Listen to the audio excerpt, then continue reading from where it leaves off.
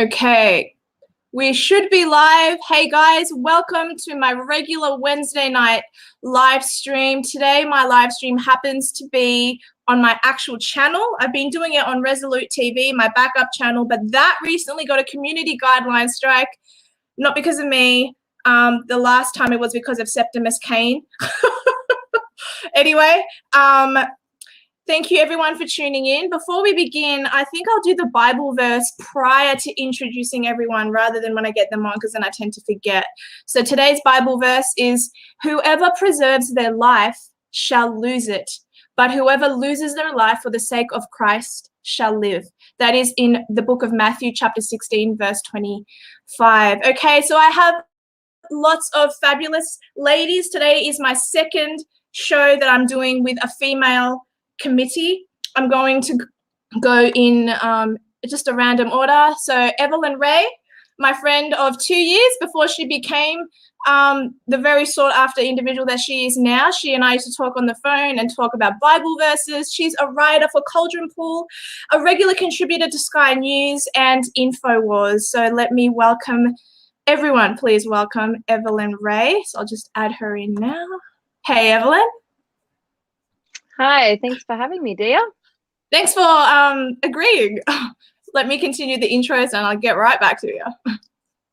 Maria ZEEE, she has a massive following on Instagram. She is an active truth seeker and is one of the women in the front lines fighting for the inoculation to be an autonomous choice. She also does many lives on Instagram that are worth the listen. Maria ZEEE. Hello. Hi, so good to be here tonight. Thanks for having me on. Oh, I'm so excited to have you. This is a first for you and I, but I'm really pleased. I'm going to continue the intros. All right. Popular TikToker Hannah, known as Channel 21 Australia, my, girl crush at the moment.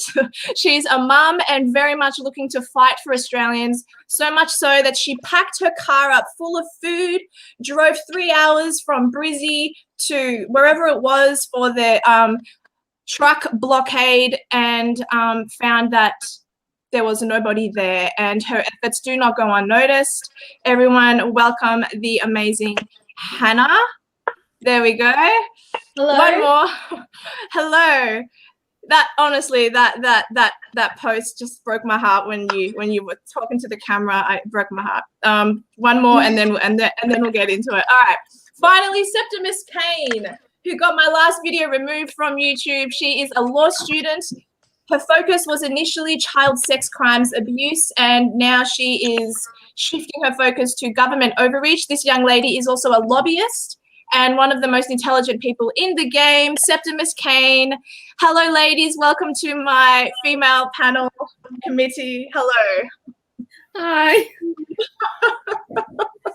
This is exciting stuff. All right. So I'm just going to go, and people can just jump in. Either one of you can just jump in when you feel the need. But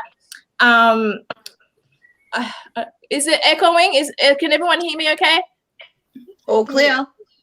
Okay, cool. So I'm going to start with one basic question, and you guys can just jump in how you feel. What are our rights?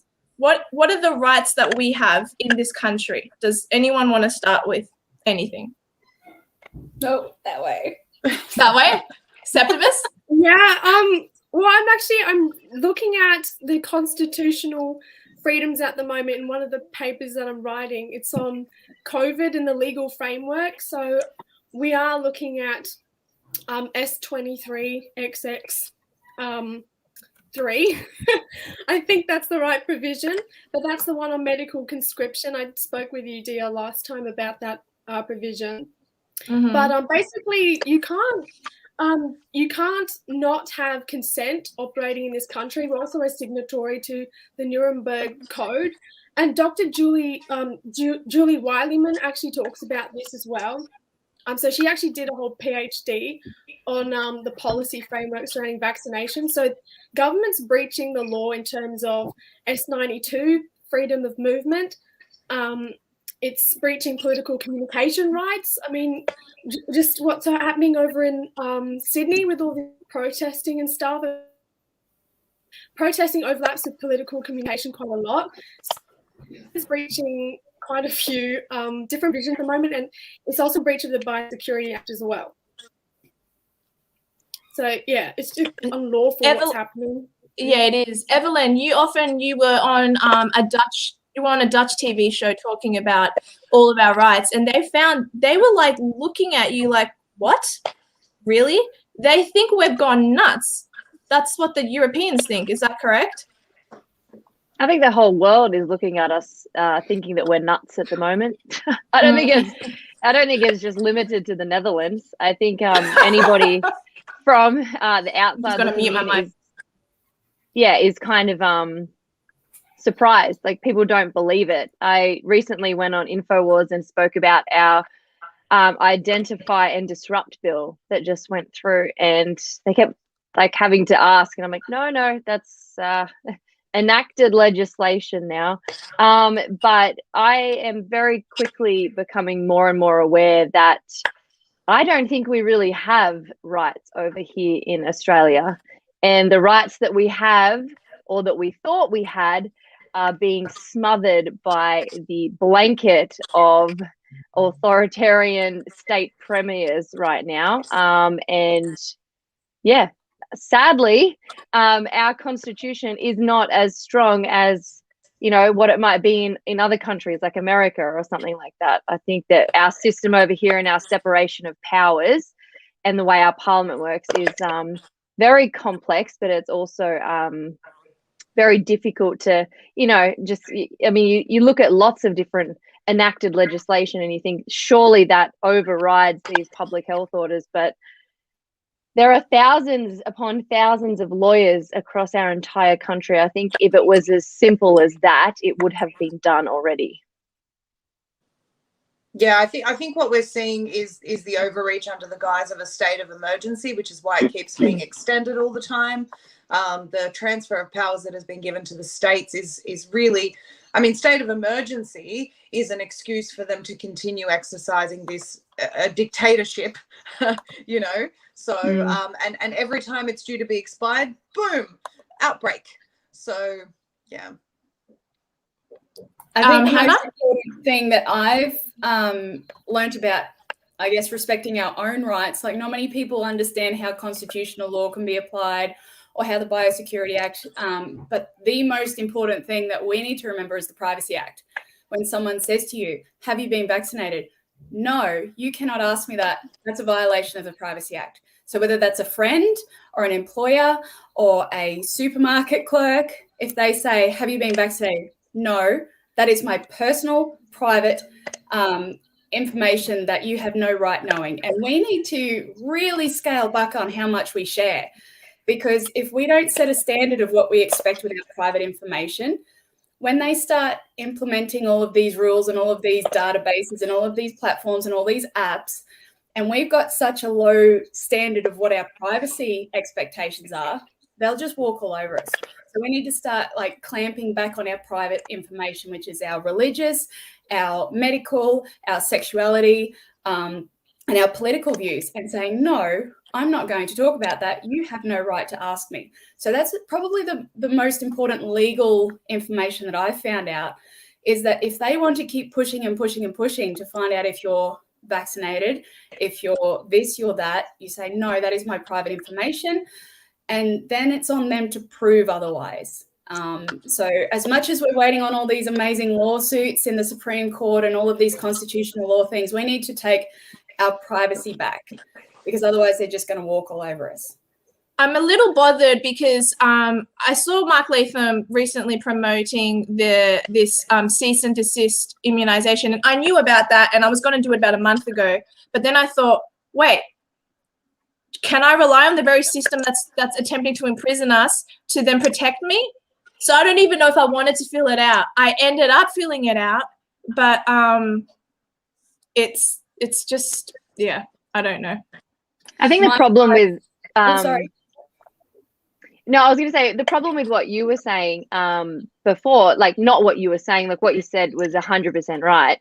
But the problem is the people enforcing everything right now don't understand that. And that is wherein lies the problem. You have police, you have employers, you have businesses, companies, you have the government, our state government, who do not understand the legislation that they're bound to. And so what's going to happen, regardless of whether we say that's my personal private information between myself and a doctor, what is going to happen is it's going to end in conflict, because right now no one understands their rights, no one understands all of these privacy things, and it's going to come to a head. And every time, even if police get called, even though what you're saying is 100% right, I don't think it's going to end well, because I don't think they understand that. So I think alongside and like coexisting with taking back our privacy, we also need to educate, and that includes educating the people who are enforcing all these things. What did you want to say, Hannah? Oh, I can't remember, but an interesting note following that is that my trip to the border, I had some very interesting conversations with 3 different cops there and an army lady as well. And I was saying, look, I need to go and see my grandmother in New South Wales. What rights do I have? If I came with my passport and the Australian Constitution that says that I can pass freely, there's no restrictions on this type of thing, and I had my passport that says I have a worldwide right to this, how would you guys respond? And the policeman there said, we are acting on public health orders. We only understand the laws in those public health orders. We don't actually study any of the constitutional law. We are not police officers that are normally doing border checks. We have been reassigned down to the borders to enact under these directives. So even they would have had to make phone calls. They would have had to call their superior to find out, okay, this lady is saying that she's got constitutional rights. We don't know if they trump the public health order. So even the police admit, we've only got this small amount of information, and we would have to find that out. So as Evelyn said, that lack of education in most aspects and understanding, many of us are only just starting to learn the basics. And we're the ones looking for the information. If you're not looking for it, no chance of knowing it. Evelyn. Sorry. Who was going to speak? Whose voice was that? Was that you, Maria? Go. What were you going to say? It was me. I was going to say that what's interesting is that I've seen multiple times on social media videos that go viral of people challenging local police who do know their rights. They make a call and all of a sudden they back off. So what you're saying there, Hannah, is interesting, because and Evelyn, I'm sure you can attest to this, and maybe you can give us a little bit more information on how that goes on behind the scenes. Go ahead. Yeah. So I can tell you straight up, unless it's changed in 12 years, we're not trained on constitutional rights. We are trained on state enacted law. We're trained on police powers. We are trained on common law, but things like breaches of peace and emergency things.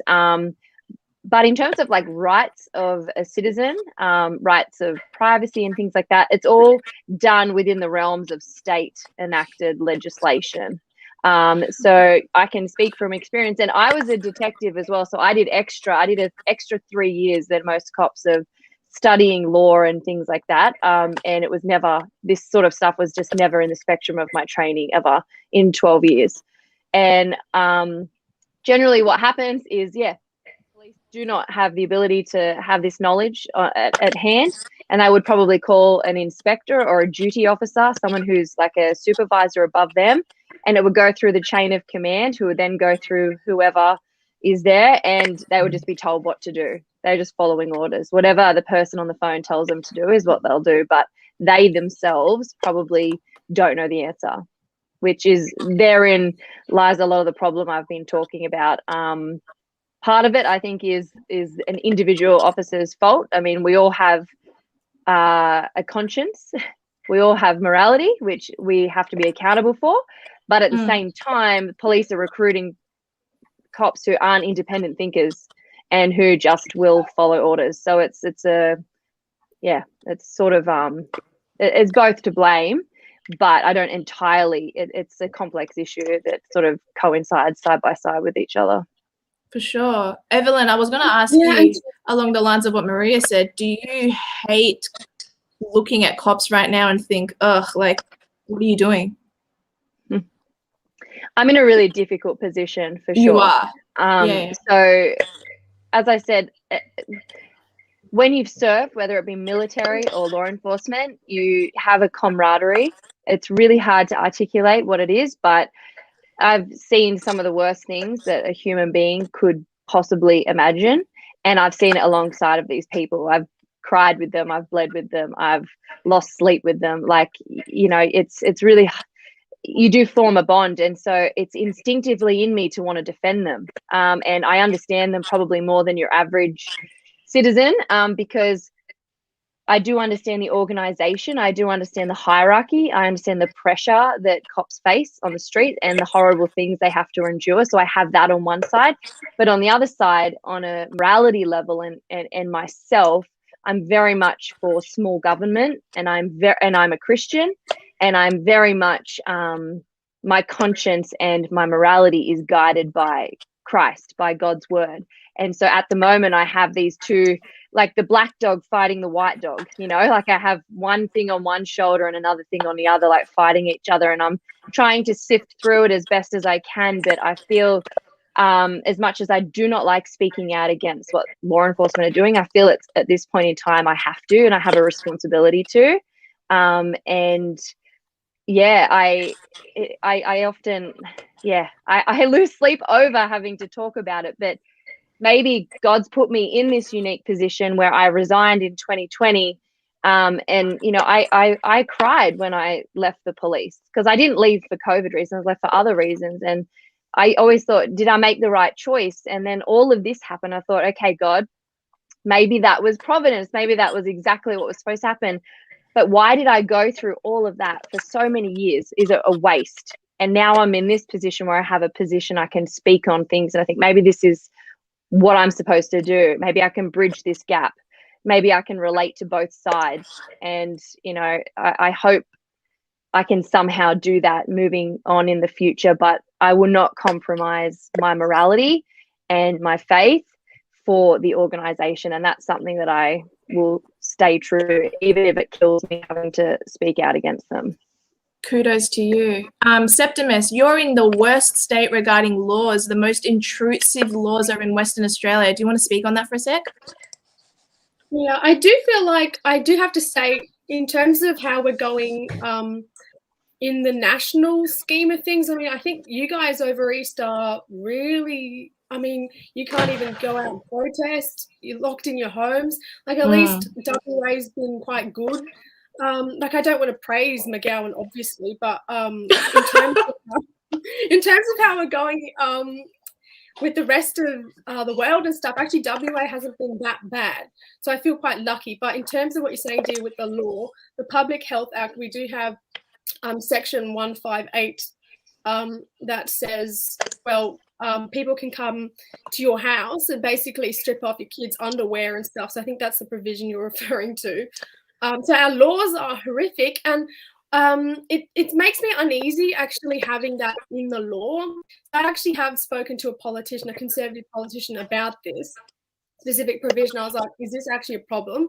And he kind of said, well, in theory, like, yeah, it's there in the Act, but it's not anything to worry about. And I kind of get a bit uneasy, even though they say, well, it's not like practically going to be used. I mean, just having that in there is uncomfortable, and you never know how people are going to use these provisions against the public. So just having that in there is really discomforting. So I think these politicians are maybe a bit naive, or they're trying to make it look like they haven't completely botched up the law and save face. But the truth is our law is a complete mess. And also, in terms of interpreting some of these provisions, lawyers at the top can't even agree on what these provisions will actually, how they'll actually stand up in the courts. So that's the other thing, because I'm in kind of academic circles, like the experts, the legal experts in health law don't even know how some of these provisions are going to operate in the courts. So it's a real mess, actually. It's not good. Maria, I wanted to ask you a question. This is unrelated to everything. You were in the search party for little AJ. What was that like? Well done for getting out there. Congratulations. That's amazing. You're not a false prophet. You're in there. You're doing it. Yeah. Look, I mentioned last night on my Instagram live, it's not my story to tell. So I don't actually want to comment on it too much. All I want to say is that genuinely the police and SES did a phenomenal job, along with all the people that volunteered and raised awareness, and I'm grateful for them, and it's a great outcome. Well done. That's fantastic. I was praying like while I was at work sucking up spit. I was praying. Like, it was in my head. Yeah. I really appreciate that. Yeah. Thank you. No worries. What's it like right now are you in Brisbane? Is that correct, Hannah? You're in Brisbane or somewhere in Queensland? Yeah. You're in Queensland. I'm in Queensland. Yeah. And what's it like there? Are you guys still in lockdown or are you coming out of it? No, there was mask mandates in a few LGAs around Brisbane. So a few people that I work with, they travel down, they come back, they've got to wear a mask for a little while. So it's quite subdued, which I think is a bit of a problem because, well, not a problem, but people can't relate to what the rest of Australia is dealing with. We've got it pretty easy up here, but we get a mask mandate or we have a 3-day lockdown and that kind of thing. But there's not that real, we've got to stand up for the rights of others who are doing it tougher, because there's that real, just get your vaccine, you'll be fine. But for people who are actively, I guess, involved in what's going on, we see what's going on in Western Sydney. We hear the pain. We see the signs that this is becoming really tyrannical and very fascist. But for those who are just living their lives so normally in northern Queensland and Western Queensland and those areas, it's very hard for them to relate to the struggle of what people are going through, and therefore for them to stand up. They look at people like me and think, well, what are you whinging about? You've got nothing to whinge about. And it's not about me. It is, what are these people in these areas like Western Sydney and Melbourne and all of this, the absolute heartache and this tyranny and just lack of freedoms, complete lack of freedoms and restrictions of rights. And it's very hard to watch people I work with be so oblivious when I am very empathetic to the pain of the other people. So it's it's weird, I guess. I feel like I belong in Sydney. My heart's in Sydney and Victoria because I can empathise with the people down there, and I'm fighting for them, and everyone else just thinks I'm a meathead because, well, you've got it so good. And yeah, it's difficult being in that position. Like, I'm not saying that my position is hard, but watching everyone have this normal life while so many Australians are struggling is difficult to watch. Well, sure. Hannah, you know what? It's, first of all, thank you so much for still fighting for us, even though you're not personally affected. But what people need to realise is that Victoria and New South Wales are the blueprint, not only for the rest of Australia, but for the rest of the world. We're leading the experiment, right? So what other people need to do is watch us, learn from us, and take action before they get to our stage, because it's coming to a state near you. That's a guarantee. And other countries need to watch Australia closely, because whatever they don't take action against in advance, when they see what they're doing to us, it's going to happen to them as well. And we can see it. We can see it more and more, the discrimination of the unvaxxed, not being able to go certain places, and all of the, camps being built around here. And we've got them in the United States as well. These camps were built a long time ago. No one knew why. Well, in Australia, the puzzle pieces are starting to fit now. So, yeah. I think it's also someone actually who's watching as well made a good point. I said, why was New South Wales so relaxed for so long? And now all of a sudden it is the most fascist, most tyrannical. And he goes, when you've got children, you spank the worst one last. And you go, see what I did to them? You are next. And I feel like Victoria, Berejiklian was just watching and going, no, this is how you do it. And soon it's going to be Western Australia, soon it's going to be Queensland, all competing for, no, this is how we do it. See what they did to Western Sydney? See how bad that was? If you don't comply, we're going to put you through that. And I have a feeling that that's the game they're playing. Sadly. And why do you guys think, not to make this about men versus women, why do you think it's more women who seem to be speaking out than our men are not masculine anymore?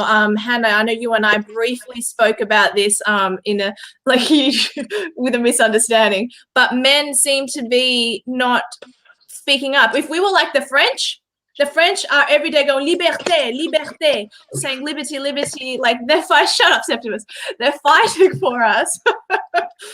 Not for us. They're fighting for themselves, and they're doing it every day. But Australians are just like, we'll come together every now and then, but that's not enough. We need to be doing stuff every day. Like, what do you guys think it is? Why are we more active than the men? Does anyone have an answer to that? I'll mute my mic. I've done a live stream on this, and it's not to say that men aren't masculine anymore. There is a very demasculinized, I guess, generation. They have plugged it out of us, this toxic masculinity and beta males and that kind of thing, and the women have all the power. I think we've been empowered to the point where we feel comfortable putting our names, our reputations, and our things on the line. But the men, their identity is still so tied to their career, their job, their comradeship, their family is tied up a lot in what they do for work. And by speaking out, I think it can be threatening to their job. I think if they are seen to be speaking out, especially in those construction industries and medical and that kind of thing, the conspiracy label, it affects their identity, and therefore affects their ability to, I guess, protect us and put food on the table. They are the provider. They are, the Christian family is the man is the provider, the women are the nurturers, and the family unit is cohesive. So men, while they might not be the masculine type to get out and fight for us, I think is still in that I need to provide for my family. And if I speak out and I risk my reputation and my job, my ability to provide for my family is tied up in that, and I cannot risk it. Whereas us women, we're like, career, we'll find a different job. As long as we're protecting our children, which is what a lot of us women are doing, we are protecting the next generation of children. We're more happy, not that it's pleasant, but we can put our egos aside because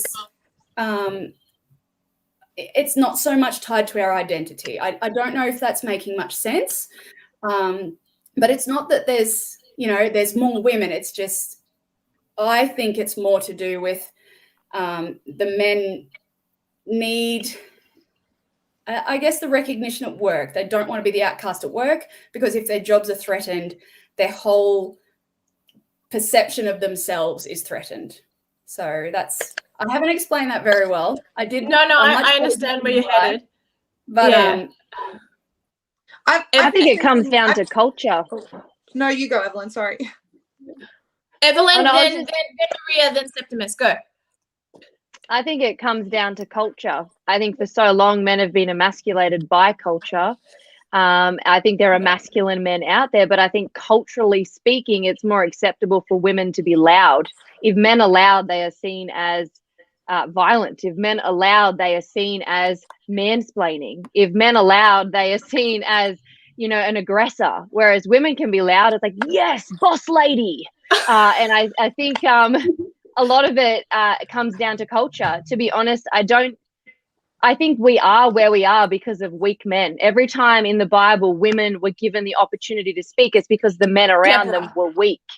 But in saying that, I'm not saying all men around us are weak. I'm saying the culture is basically cutting the Achilles heel of the strong men, and they're just doing the best that they can right now to survive what society and culture have done to them for the better part of 30 years.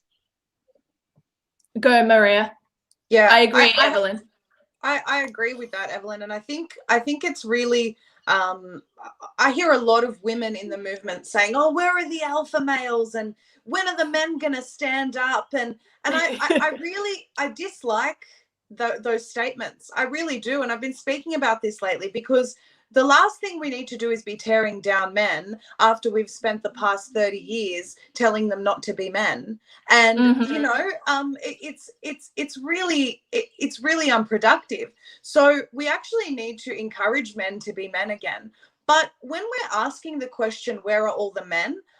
I actually want to know, what are we expecting? Are we expecting them to be rioting on the streets? Are we expecting them to get out there with weapons? What do we actually want from them? Because that guy on the horse in Queensland was pretty good. but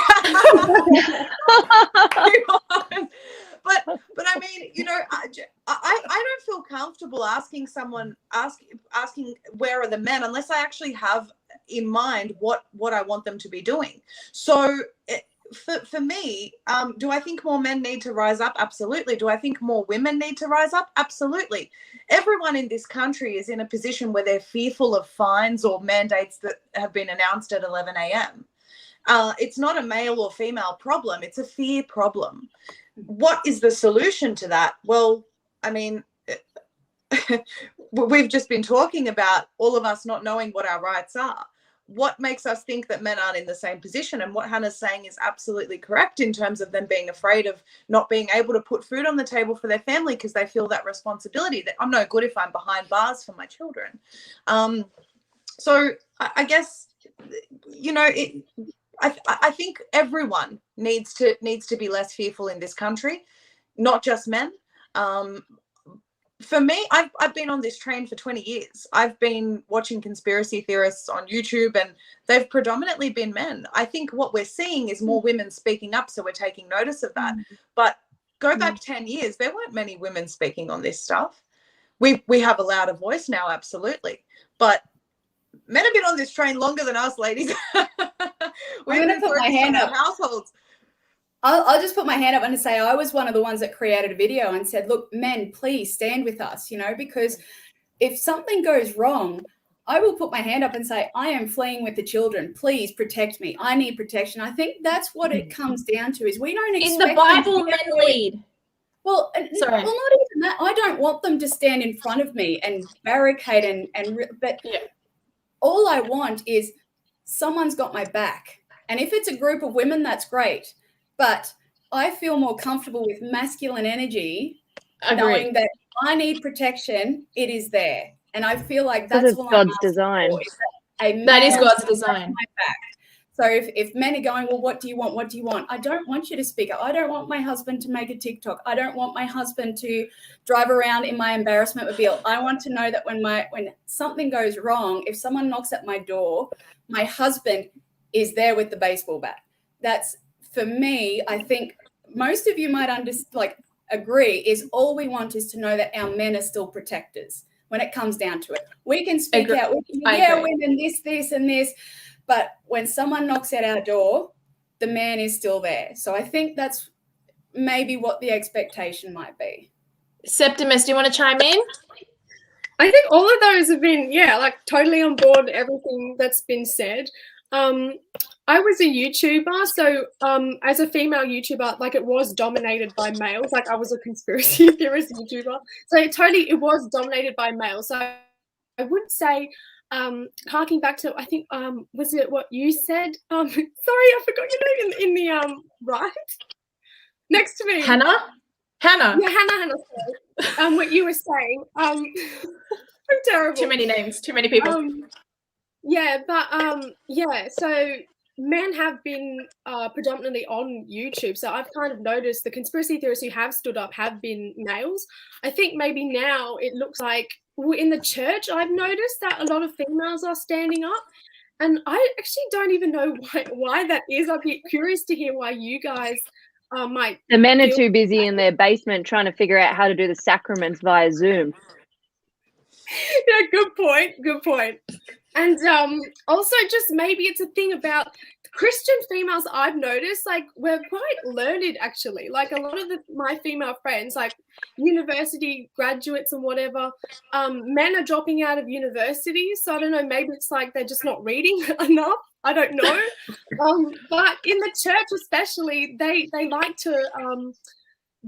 to have it all together, sort of thing. And I guess like when females try point them in kind of a right direction, a lot of them think, no, we've got it sorted. Like we don't need your help. Apparently, I think it's a little bit of that as well. So that they like to think or like to gain control over the situation, but they're not, I don't think, listening to the research maybe that some of the females are trying to give them to help them out and help them drive the ship a little better. So it'd be good if I guess we both collaborated in that space. Females and males are supposed to work together. Yes, this is accurate. So where do you guys think Australia is headed? Clearly we're heading to a plummet, but I think it's Evelyn, I don't know whether you said it to me privately or online, that it's a rubber band and that eventually the rubber band's going to go the other way. So does Australia have a future, or is it going to be like Russia, 80 years, and then finally we'll be out of the communism? Like, I'll start with you, Evelyn, and we'll go around to Maria, then to Hannah, then to Septimus. Well, I've always said that the rubber band has to snap at some point. It can't continue to be stretched without it snapping. But if I'm honest, if it hasn't snapped by now, I'm not sure if it will in Australia. The fact that they are vaccinating our children now, why haven't we snapped? The fact that there are 340 teenagers every week, not just since the pandemic started, but every single week, 340 teenagers are admitted to hospital for suicide. Why hasn't the rubber band snapped? The fact now that you can't go to church unless you're vaccinated, why hasn't it snapped? Why? The fact that people are being threatened death because they choose to not wear a mask or they don't want to be vaccinated yet. Like, why hasn't the ban snapped? If it hasn't snapped by now, what's it going to take? They've come after our kids. They've come after our job. They've come after our worship. What's it going to take? So I'm actually of the belief, I don't know if it is going to snap. I have no idea whether we're just going to keep on stretching and stretching until eventually it just turns flaccid. I don't know. It's not snapped, and my mind is boggled at the fact that all of this has happened and it still hasn't. I do believe that stupidity can't sustain itself. It's a ticking time bomb. But Australia, we are a weird nation. And I feel if this was to happen in a different nation, it possibly would have snapped already. But it hasn't. So this is new territory. I mean, we've gone from penal colony to penal colony in under 200 years. That's surely a Guinness World Book of Records right there. Maria. People ask me all the time about my thoughts on organised protests and things like this. And I feel like the people have to rise organically. This is when the most effective kind of protest occurs. The problem that we have is that, and people have spoken about the whole "she'll be right, mate" attitude. It's a real problem in this country. People in this country have never had to deal with a tyrannical government unless they've come from overseas. And, like my parents lived through communism, so they've taught me from a while ago that, my mum's been predicting the steps of our government weeks in advance because she knows, she gets the mind games. The propaganda is very heavy in this country. The laid back attitude of the people, the general trust that they've had in the government to date, because the government's really never turned on us in this way. These are all contributing factors to the problem. I feel like when we still haven't seen the worst of it, guys. We haven't seen the worst of it. When we start seeing breakthrough cases at the rate of Israel, 95% of the most severe, in critical care in ICU, 95% of these people have had 2 rounds of the vaccine. So when we start seeing these numbers, I really hope that people wake up and go, hang on, something's not adding up. But like Evelyn said, if you haven't woken up by now, my goodness, I mean, you know, the changing directive all the time, the changing narrative. Curfews don't work from Gladys. The next week, no, we won't be doing curfews. They don't work. The next week, again, no, curfews aren't proven to work. The next week, curfews. For what purpose? 0 cases of outdoor transmission, yet you can line up like this, like sardines in front of a vax clinic, but you can't protest. What? And I mean, the hypocrisy of these people who refuse to give actual health advice, haven't taught you once how to be healthy, keep you indoors, that you can't exercise for more than an hour when you need this to stay healthy. And people are still going, yes, they're looking after our health. Listen to the experts. I don't know, guys. That's my answer. Fair enough. Just before Hannah responds, I just need to say this for YouTube guidelines reasons. Do your own research. What we're saying is just our opinion. We do not mean to give any medical misinformation. I've also written that in the description box I would rather not write that because I feel like what we're saying is fact. But we might not know what we're talking about. So please do your own research. Okay, YouTube? All right, go, Hannah. So I agree with Evelyn that we won't snap out of this until it affects everyone. Nobody cares about anyone except what is going on in their own life. So which is probably why I pinned so much hope on this blockade, was maybe this is the opportunity where if you cannot get food, mandatory vaccines affect you. If you cannot go to the supermarket, mandatory vaccines affect you.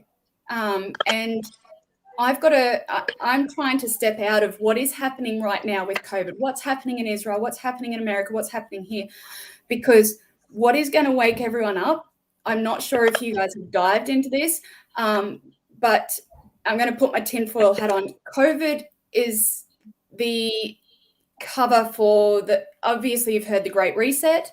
Yeah, of course. Our financial system is the floor is going to get taken out from under it. And that will be the wake up. And I don't know when it's going to happen. I don't know how soon. It could be in 2 weeks' time. It could be 2025. But the fact is that once they tell us they've taken the money, then we'll have the riots in the streets. Then we'll have the wake up. Then we'll have people going, but why? How did this happen? You were so distracted with COVID that this happened. You were so distracted with COVID that you have no freedom and you can't go to the bank. You were so distracted with COVID that you couldn't see this inch by inch by inch. Oh, it's just your vaccine passport, then it's your digital ID, and then your banking stuff's connected to this, and then we've taken cash away, and now you're on a crypto CBDC, and now everything's wiped out because the stock market crashed. And it's all of these little steps that everyone's like, oh yeah, that's okay. Oh, that's okay. Oh, that's okay. Oh, that's okay. Wait, how did that happen? And that will be, for me, when the rubber band snaps, unless there is a wake up where everyone is affected, unless all of Australia gets locked down and everyone starts going, how did we get here? I need to look at Israel. But as Maria said, it might have been Evelyn too, but the propaganda machine, there is only 2 people that own the media in Australia. We cannot break that. America has got Fox News competing with, they've got controlled opposition, they've got Rogan, they've got this, they've got that. We've got Murdoch. You know, it's everything's the same. You've got no chance unless you've got a platform on Instagram or TikTok, and then you're the tinfoil hat wearer.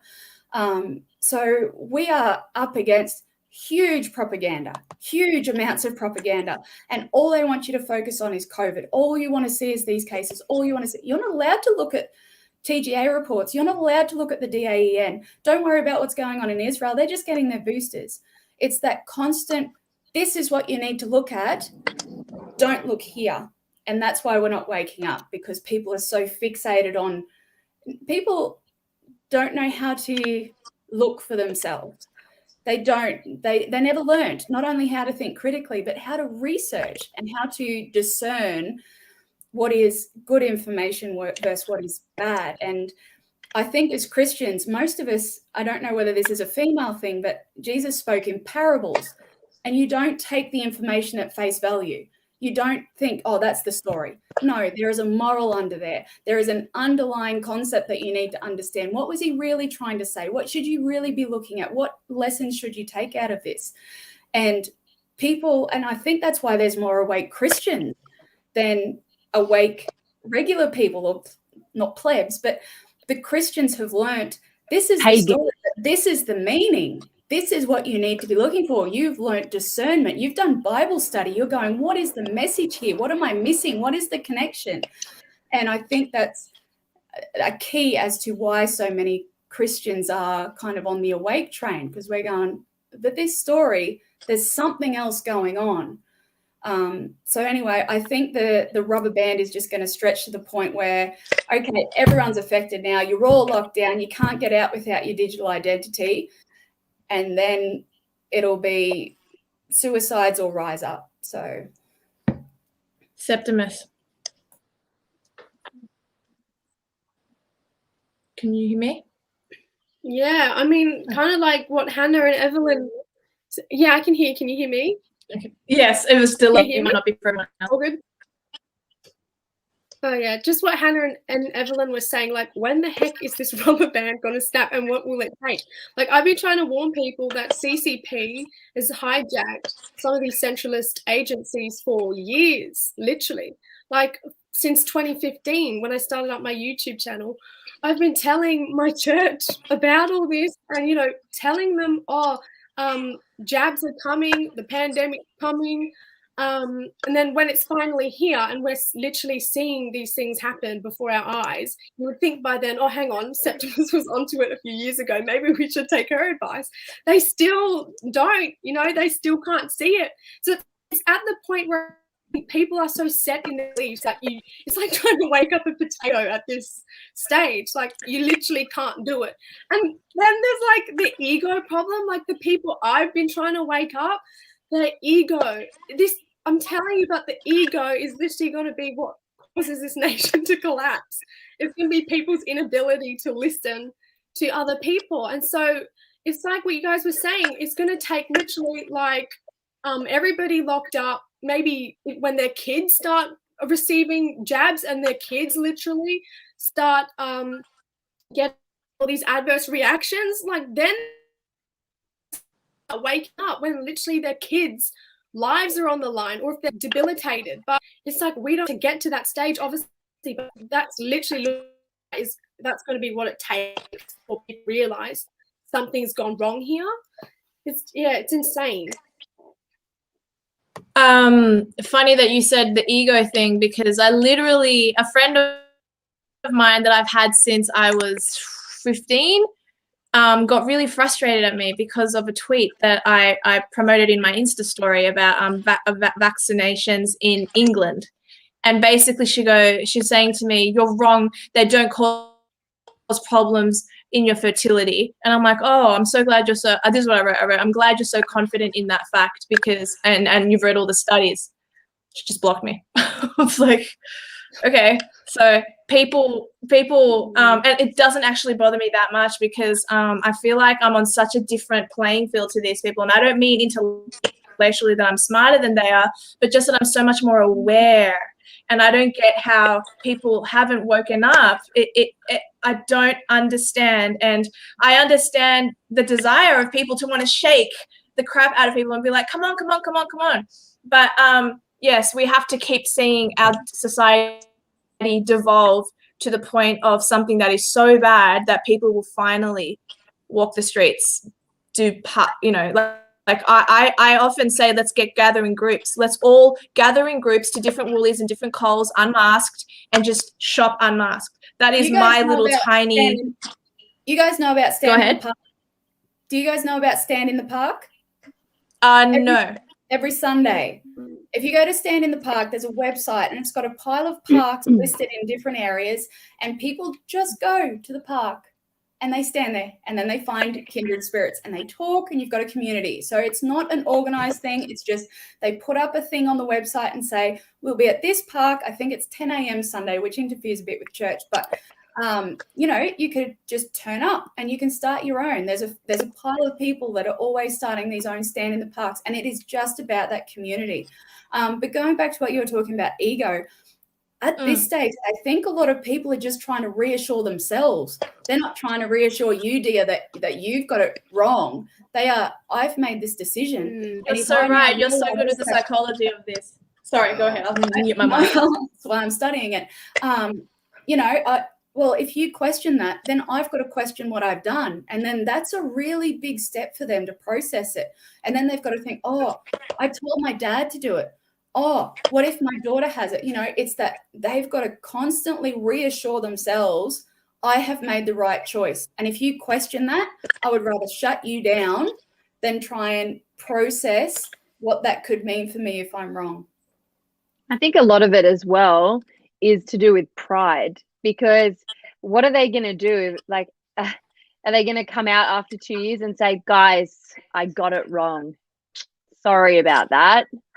Let's all go on the same page now. They can't, because of their pride. Their pride is saying, well, we've come this far. We've got to go all the way to the end, because otherwise we'll look like idiots. Yeah, I get people ask me a lot, because I spend a lot of time talking to people who are really for all of this, and I do that because it keeps me sharp and it keeps me thinking. You know, and I even invite people on my lives, though no one has faced up to the challenge yet. But I invite people with opposing opinions to my lives because I actually really want the debate. I enjoy it. I enjoy it more. No disrespect, but I enjoy it more than talking to people who think the way that I do, because it challenges my thinking. And they've said to me, would you, what if you're wrong about all of this? And I said, I'll happily put my hand up and say I'm a crazy conspiracy theorist. But to date, I haven't been, you know? So, but I don't find that same welcoming attitude from the other side.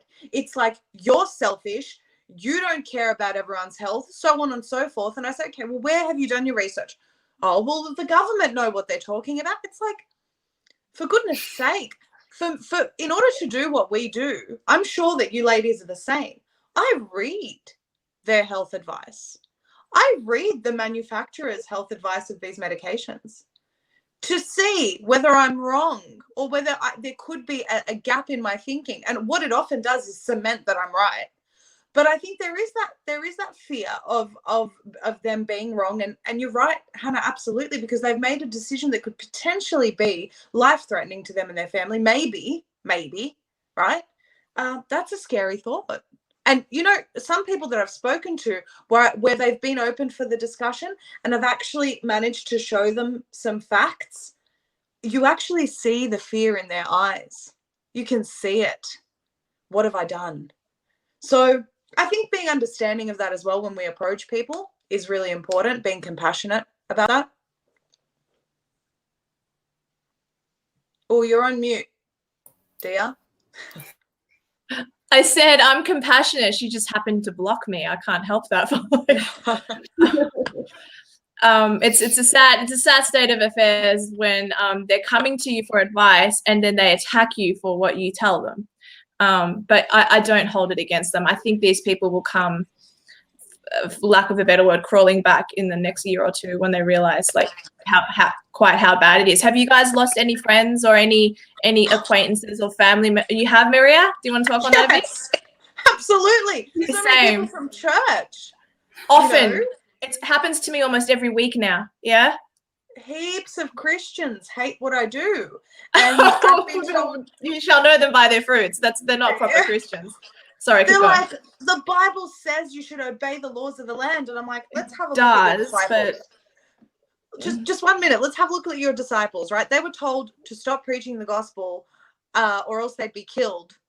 So they went and preached the gospel until they were killed, because God's will is higher than the will of man. Yeah, Daniel and the fire. Daniel and the fire, yeah. Yeah. And Daniel Lions, with his praying. And then the fire, and then the one that got fed by ravens, exile. Yeah. People that talk about Romans 13 and like Peter and things like that, I said this today, they need a lesson in theology. Yeah. That'd be a good start. You know, render to Caesar what belongs to Caesar and give to God what belongs to him. And the church does not belong to Caesar, nor do our freedoms, because they're God-given. What were you going to say, Septimus? Yeah, and just on that, Evelyn, with the Roman thing, like I think they glaze around the things that say clearly to the greatest commands. I mean, love God, love neighbor. How is it not love? How is it loving your neighbor to let acquiesce to freaking tyranny? That's not loving your neighbor. I think churches, they sometimes pick and choose provisions that are more comfortable to them, but they're not actually reading and interpreting the scripture for what it's actually saying, or they're going over other provisions. Like, you can't just do that. You have to read the whole entire document, like it in context. So yeah, that just bugged me personally. I think, like you say, it all comes down to fear. And I had this conversation with my dad on the drive back from the I hadn't been in my faith that much in the last couple of years, and I dabbled in it, and I still believed, and I was a Christian. But that drive back from that failed blockade, I wept, and I just went to God, that's it. Use me how you need to. Just do it. And I cried to my dad, and I said, why me? Why does this have to fall on me? I am nothing. I don't know the scripture. Why doesn't he pick someone in the church that understands the scripture? And he goes, Moses, you're Moses. They would just recite it. They would just spit it at you. They wouldn't understand it. He said, you've got this gift of understanding. And I've got this verse that I keep coming back to, and I hope you don't mind me reading it out. Go, please. Isaiah 8:10-13. And everyone laughs at me when I say conspiracy is mentioned in the Bible. And they go, no, it isn't. Take counsel together, and it shall come to naught. Speak the word, and it shall not stand, for God is with us.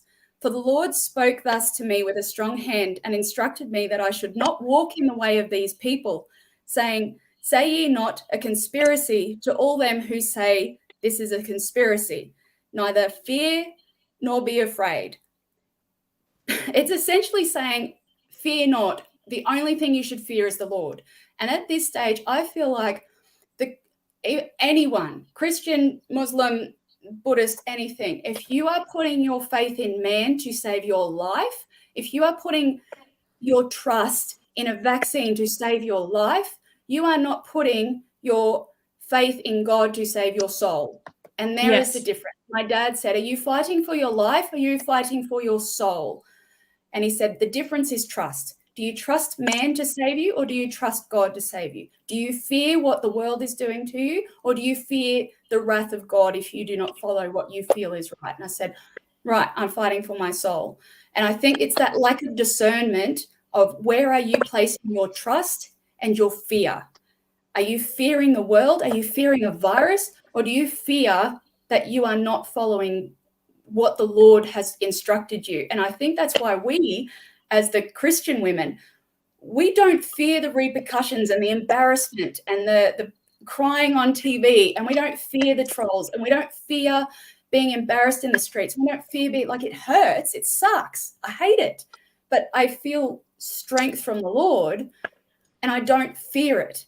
And the only thing I fear is that I'm going to not use my discernment properly and put my faith in mankind and in a juice to save me. So I don't really know 100% what the point is what I was trying to make, but is that where is your fear and where is your faith?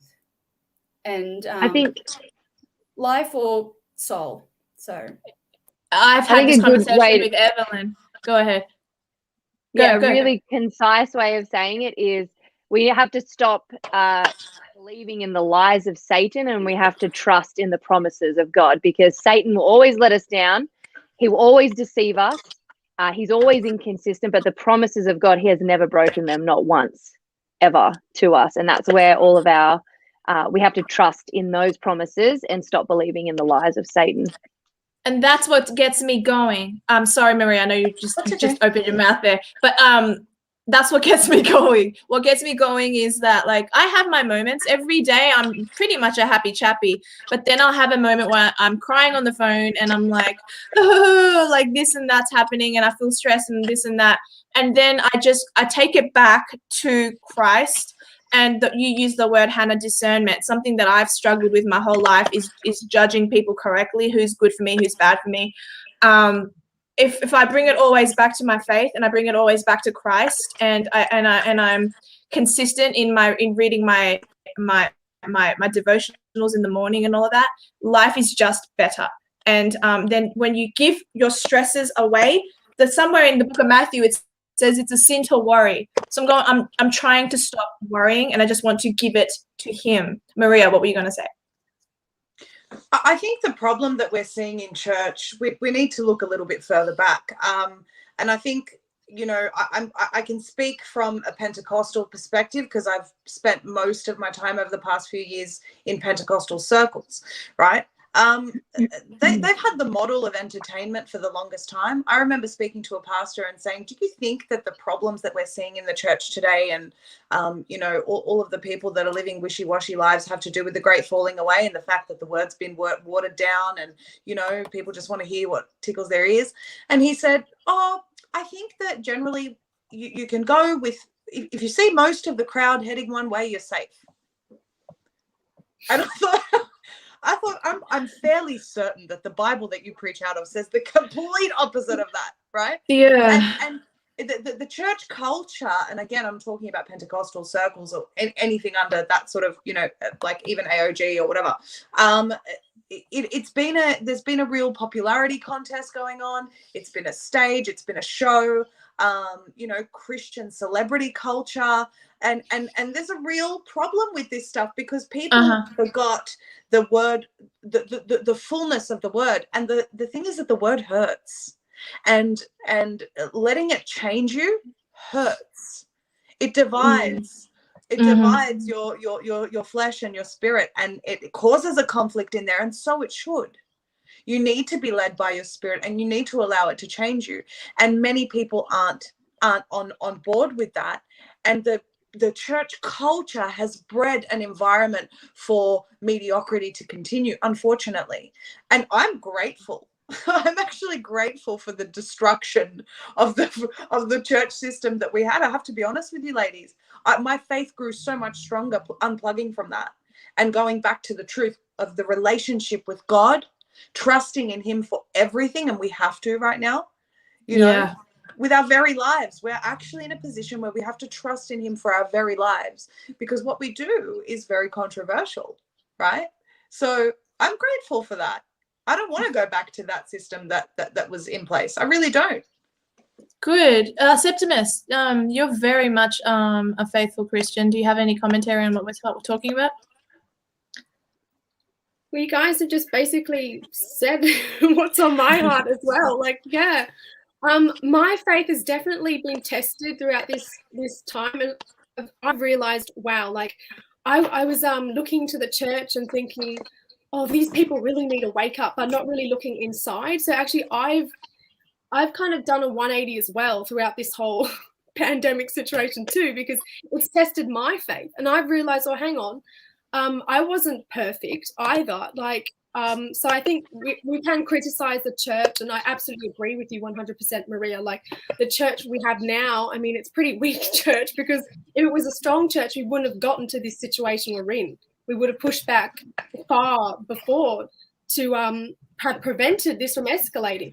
So this is a testament of the time we're in. Yeah, the church is super weak, but also, like, I think we need to check our own hearts as well. And like, yeah, I've definitely grown, and my faith has grown throughout the whole pandemic too. So, and like you were saying, Maria, as well, we're forced to be totally and completely reliant on God. I don't like have many church leaders anymore I can actually look up to. So then you go back to Jesus, because He's literally the only one you can get fulfillment from and instruction from. I just want to add to that. Someone said under here. Sorry, I'm laughing at the comment I put on the screen. This guy's just commented before, screw the denominations, and I cannot agree with you more, because what's happened is we've allowed ourselves to be divided over small differences, you know, and what does Paul say? You know, one regards one day as more holy. One person doesn't want to eat this. Don't let this stuff cause arguments between you guys. The things that used to divide us, we shouldn't be allowing that anymore. If we want a strong church to get through this, we need to be united under the fact that do we believe that Jesus died and was resurrected on the third day? Do we believe that he's the savior of the world?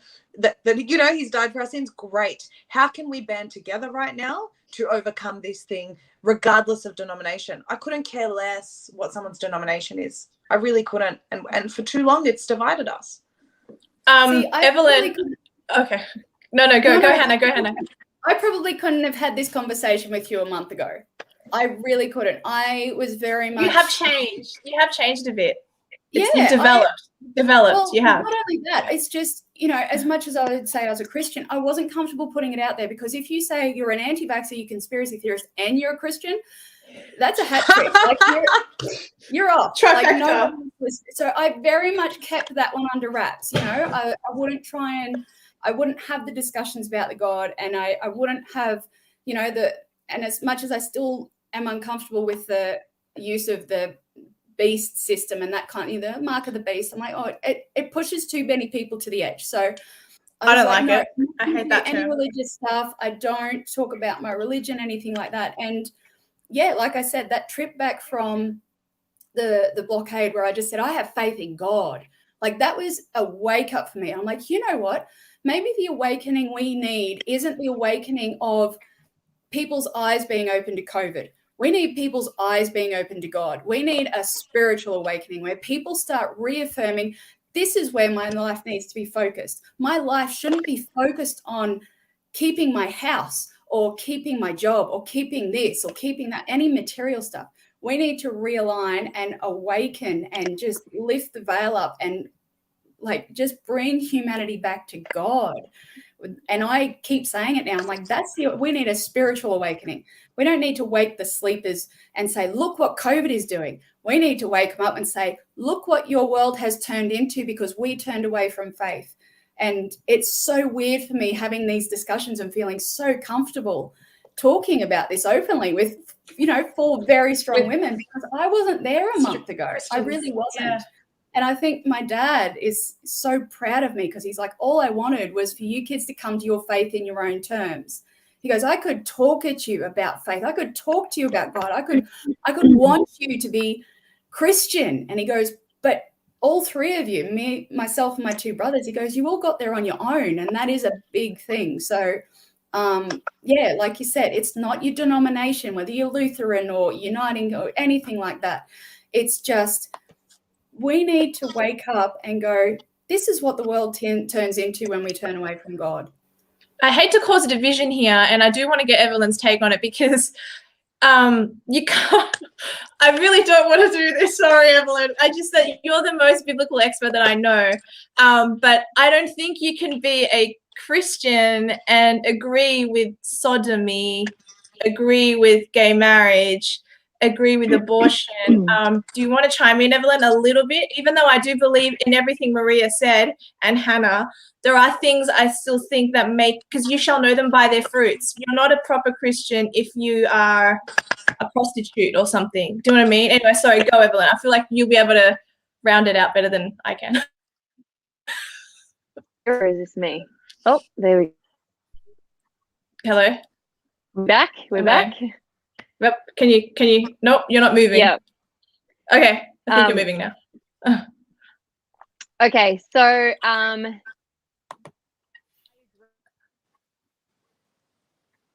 Uh-oh. Oh, she's frozen. I really want to hear what she has to say. I know. Because I handed the ball to her because she's a stronger debater than I am. Evelyn. I just checked the private chat. Oh, okay. I won't mention that. Interesting though. Are you there? Evelyn. Hi. We're back. Whoa. That's annoying. Okay, it's moving. I see the hello. Hi, I'm back. Okay, you're back. Go. What'd you say about me behind my back when I was gone? Just how much I hated you. Just how much I hated you. Did you have no idea what the... Yes, sure. Okay, Please. I'll start again now that I'm online. So I agree in principle exactly with what Hannah and Maria was saying. Like I don't care for denominations. I care about the heart and I care about Christians. But I do think that we are where we are today because of mediocre, weak Christians. I think the time for mediocre, weak Christians is over. I think Satan owns the fence. You can't be on the fence. He owns it, and you got to pick a side. And I think that the church has allowed too much heresy, and I think that the church has allowed too much tolerance of sin, and that's why we are where we are. I do not care about your denomination, but I do care about your theology, and I do care about what you think is right and wrong according to the Bible. If you have all those things, you could be an Anglican, you could be a charismatic, you could be a Presbyterian. I don't care. As long as you're not spreading heresy, and as long as you're not sitting on the fence that Satan owns, and as long as you're not being mediocre, I'm with you all the way. But I think that, the church, the corporate church, the church as a whole, I think if you have a strong church, you have a strong community. And when you have a strong community, these things don't happen. The church is weak, therefore the community is weak. We are weak. And I think that, we need huge reformation in the culture that our modern church is breeding. And I'm a huge believer in there are just too many Christians out there that are not bearing good fruit, but are bearing the name of Christ. And I think that's blasphemy. Oh, absolutely. It's been the full hour. In fact, it's been 10 minutes over.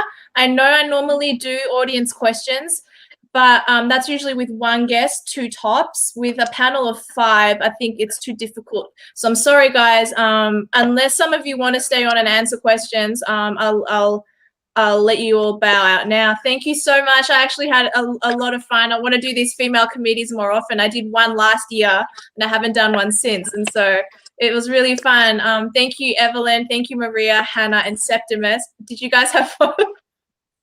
Yeah, that was great. Awful time. Awful. No, I'm kidding. So terrible I'm kidding. connecting with other women. Women doing politics, OMG.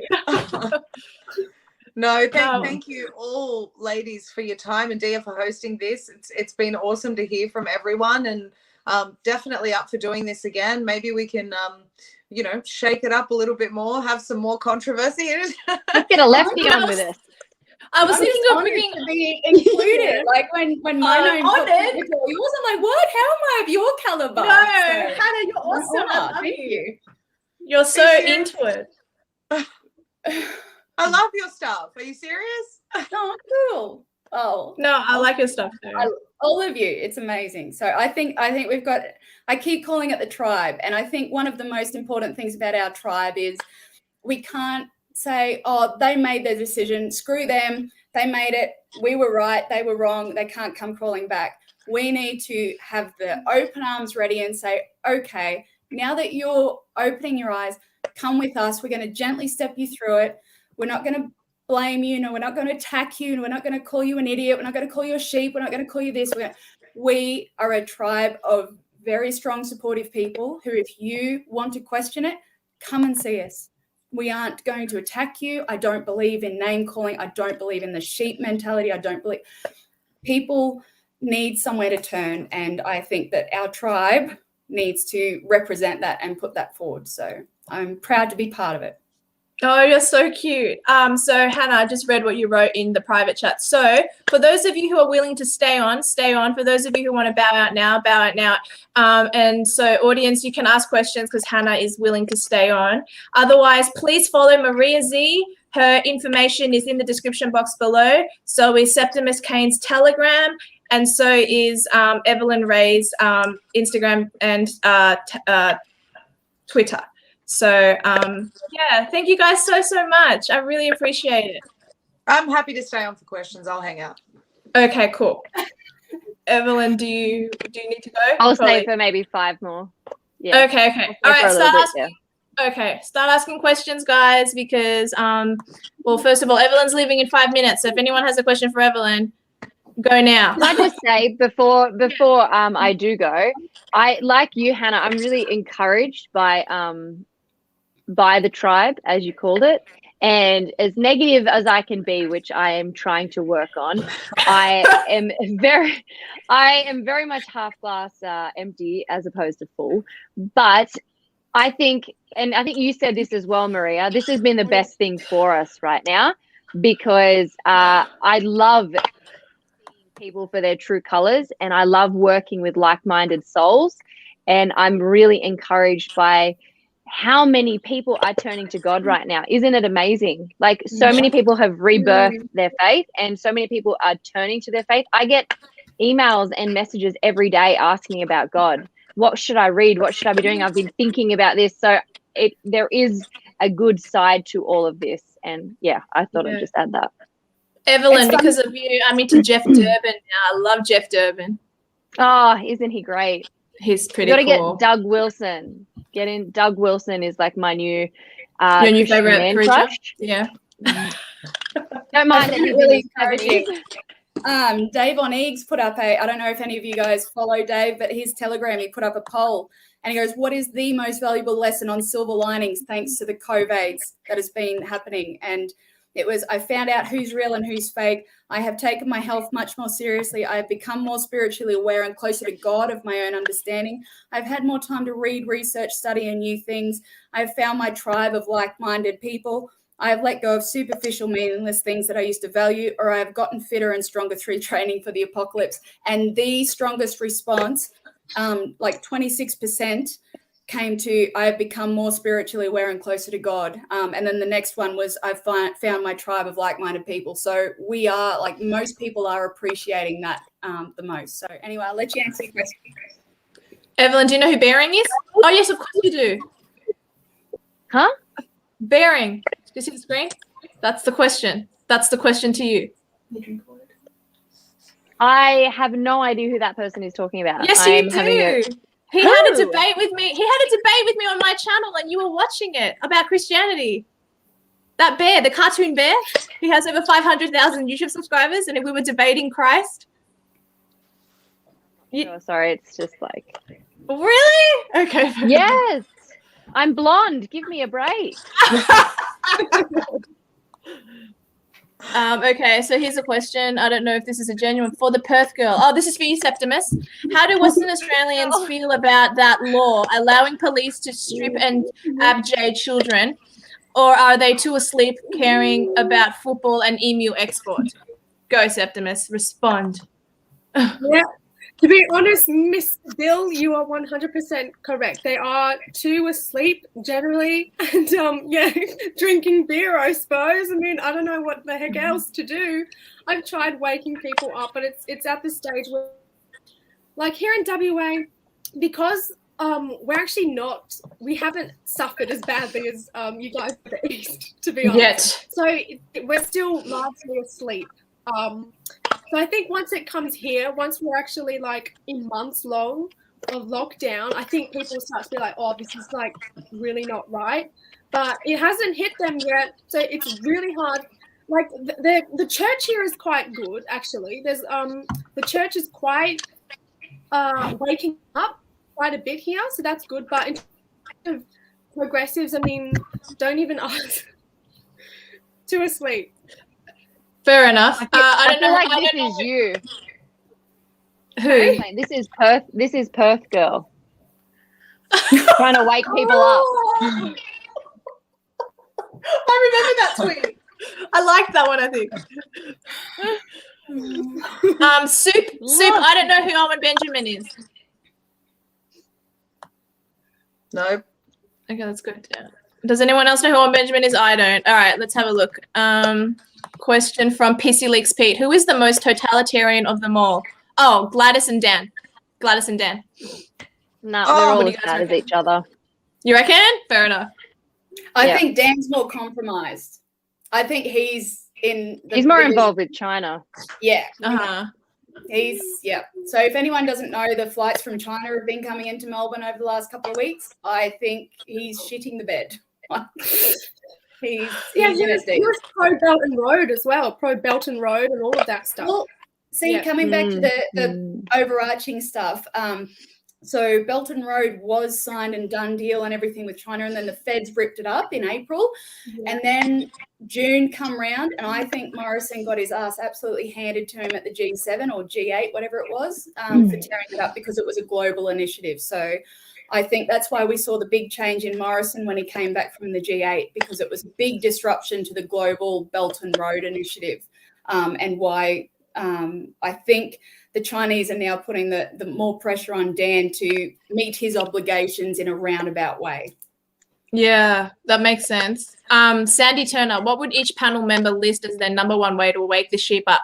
I have an answer to this. Mine is simply that someone who is law abiding, like when there were 2 people down in Ballarat, I think they wore a mask inside the Woolies, they wore a mask walking outside the Woolies, and just when they took it off, a cop woman, Evelyn, you actually were the one that posted this, then the cop is like, well, now I'm going to give you guys a fine. And they're like, but you saw me wearing the mask. She goes, yeah, well, you can contest it if you want. So those sorts of bad things have to happen to the law-abiding people who think they're doing the right thing, and the more that the things like that happen to the normal normies, sheep, that's what will wake people up. That's my answer to that question. Someone else take the floor. I'll just quickly answer it, and then I might head off if that's okay. Yeah, for sure. Go ahead. I think the only way to wake up people is through Christ. I think Maria said it earlier, or Hannah, maybe even you, Septimus. I think that as a Christian, if you truly are living in Christ and with the word, you can't accept what's going on. You just can't, because it goes and contradicts everything that the Bible says and everything that Christ stands for. So I think that the only way that the West can be saved is by laying everything at the foot of the cross. And I'll just give a quick plug here. I actually did a review for a book by Kurt Malberg. He's another contributor at Cauldron Pool. It's called Cross and Culture. Really good book. As I said, I had it before it hit the shelves, and I read it and reviewed it, and it's printed in the book. It's incredible, but it talks about how the only way the West can be saved is through Christ. And that's exactly how I would answer this question. It's a really good book for everybody. But I do have to hit the road. Okay. Jack, it was lovely to spend the night with you ladies. I'll see you tomorrow, Maria. And thanks, Dia, for having me on. Appreciate it. No worries. God bless you. I'll talk to you soon. See you guys. Bye. Bye. So I'm going to echo Evelyn, but I'm also going to add, and please don't get upset with me, don't call them sheep. Oh, fair enough. You're not going to Dolphins? Penguins? You're not going to wake people up by insulting them, right? Like, I wasn't trying to. That's just the youth vernacular. But I get your point. Yeah, but in our movement, we have this problem, right? We actually have this problem of people going and making sheep sounds at people. And I know it's funny, but what happens? I wasn't doing that. No, not you. I'm not saying you, Dia. Anti-vax are sheep. Anti-vax are sheep. Anti-vax are sheep. I'm just saying in general, right? Yeah. I haven't called people that don't agree with me sheep. Fair enough. I can't remember the last time, because the way that you conquer everything is through love.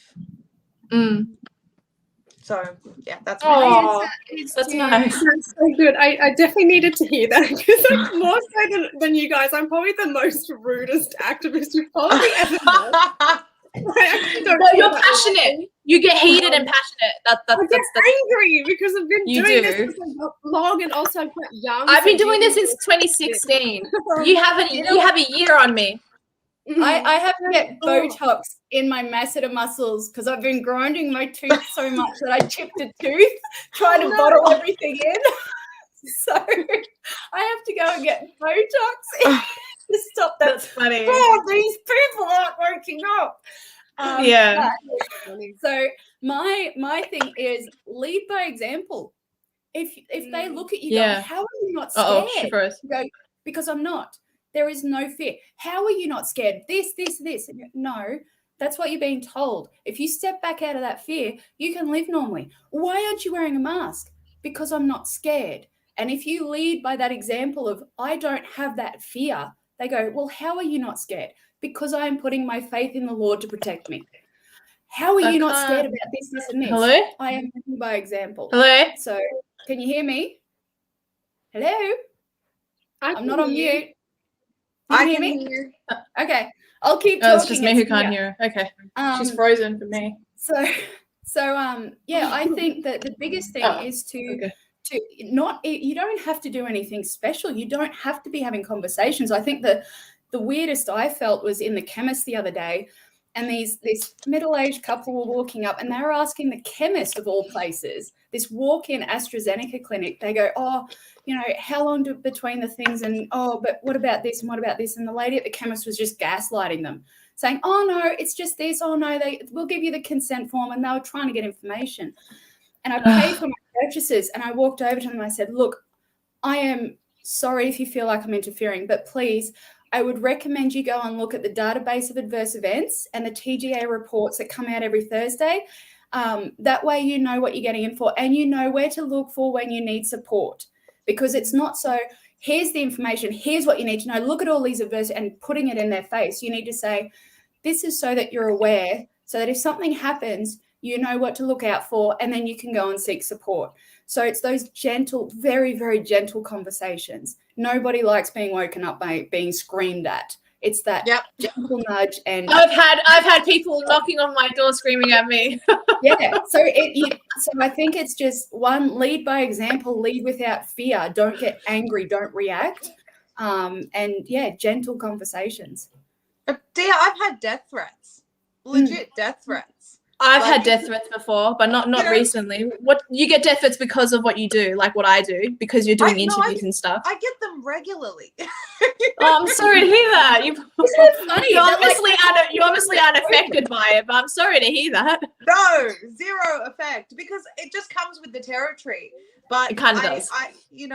Sometimes I ignore it, and sometimes I say, you know what, God bless you. I'm not going to hate you, even though you've said this to me or whatever.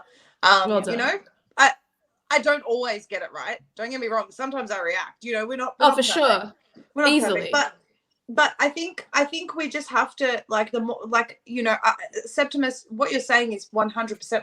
I get it. When you've been fighting for such a long time, it's absolutely exhausting. It is. Yeah.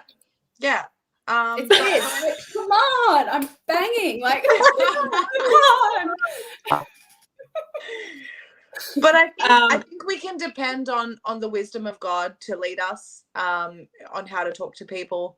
You know, depend on the Holy Spirit to guide us in conversations. And sometimes we'll get it right, sometimes we'll get it wrong, but that's okay, because the heat goes to Him when we depend on Him, not to us. So yeah, they hate you like they hated me, and they hated me first. Absolutely true. This will be the last question, I think. Zeb Hall, you're asking me specifically, but I'm going to turn it to the other girls as well. If the unfolding events have caused me to search my Bible more, not as much as I should. I do read morning devotionals. I do call people. Like the other day, I was on the phone to Ricardo Boss's wife, and like we were talking biblical things.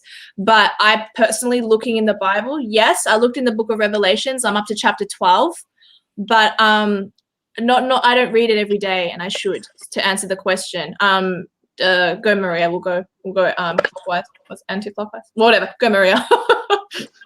This is interesting, actually, because me being aware of what was happening in the world is what led me to the Bible, not the other way around. Fantastic. No, that happens. Yeah. So I knew about the Antichrist because I could see the stuff that was in music videos, in movies. You know, the world revealed to me what was coming before the Bible did. And then when I opened Revelation and I read the book of Daniel and saw the prophecies about the end times and the beast system, and I will say those words.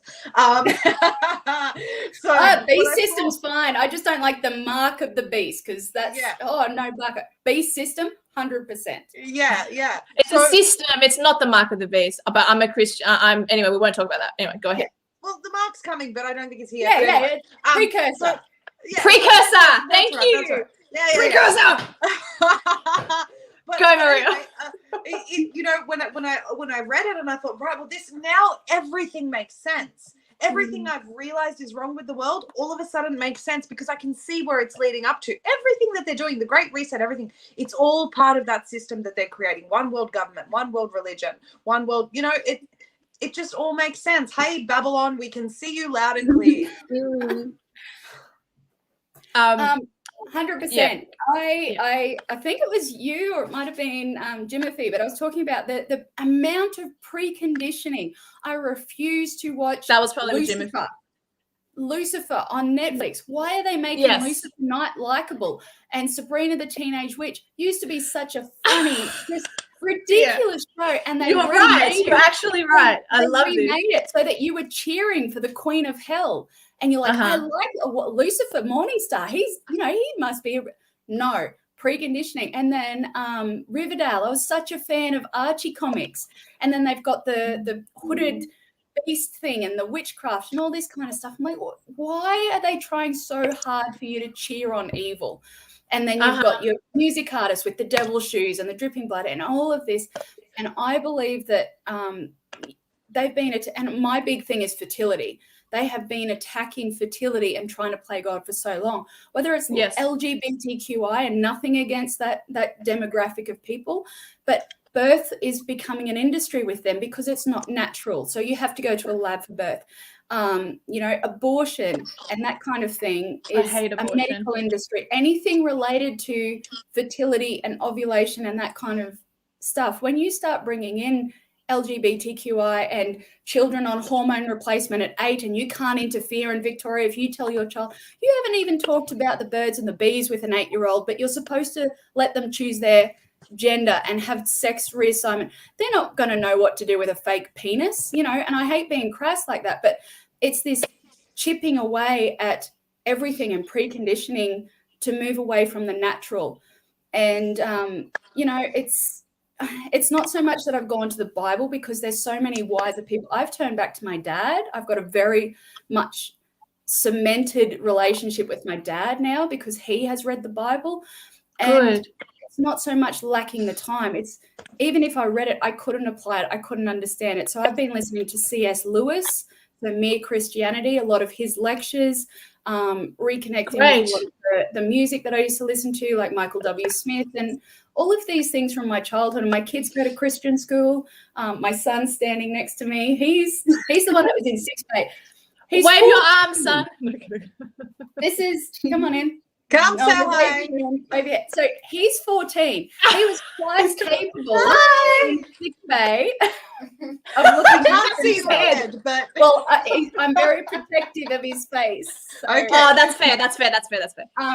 So my kids aren't on social media. But it's everyone's attacking me that I'm a terrible mum. I'm like, he's 14 and he couldn't fart. Like he was fine.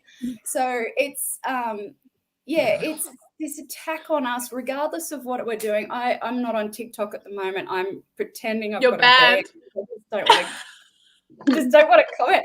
It's a really good exercise in self-control because I'm like, I need to last a week without posting or commenting because they're just relentless. No matter what I put out there, it's not good enough. No, your science is crap. You don't know what you're talking about. I want to be wrong. You get attacked a lot. Your post that you did about, I'm not a selfish mother, you're selfish. I love that. I was like, yes, she said it. I think it needed to be said. It did. Yeah. It was one of those things. No, it was great. I shared it.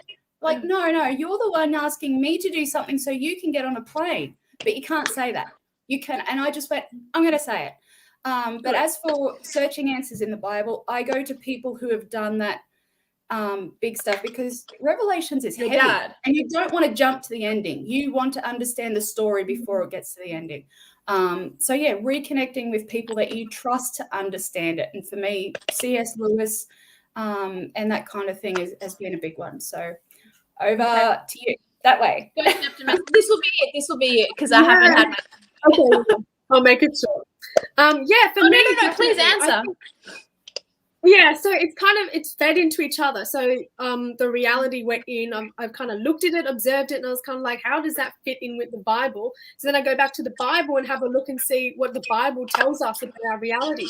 So before, like many years ago, when I stumbled across all the cult conspiracy, type things, I was like, this sounds so like demonic bizarre. Like, how can this possibly be?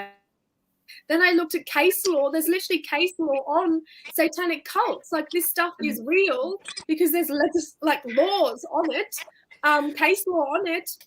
And so then I jumped back to the Bible and I'm like, oh, literally in was it Judges where Manasseh or Kings or one of them talking about child ritual sacrifice? So it's like it's literally laid out in the Bible, right? Did you see that video of the ABC clip? And they like, oh, they did an what was it, an error, and they threw in this thing like hail Satan. I'm like, that was not an error. Yeah, There is not a chance and that was an error. I was wondering whether someone just pieced that together on social media, but I actually know someone who was watching it and saw it live, so it did happen. Yeah. It actually did happen. Wow. Yes. Yep. To get that very little snippet. Yeah, that's that actually hail Satan. Yep. Yeah. No. Yeah. subliminal It messaging happened. that happened. It happened in the ARIA Awards too. These people use subliminal messages on us. It's actually, they do that, and people, because it's a very short time frame that they chuck in these little adverts and these little things to kind of brainwash us, literally. Does anyone else not watch TV?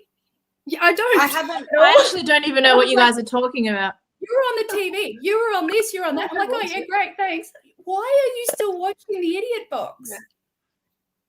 I Waste haven't of watched a television program, I think, for over a decade. And I think this is why it's allowed me to be awake. Discerning. Awake, You know? a critical thinker. Yeah. Yeah. Mhm. I'm so sorry. I actually have to go as well. I gave myself a limit of 10 o'clock and then I thought, oh, I'll just stay a little bit longer, but I really do need to go. No, that's all good. Thank you All of so us much. Are you going to be live tomorrow with Evelyn? Is that what I understood?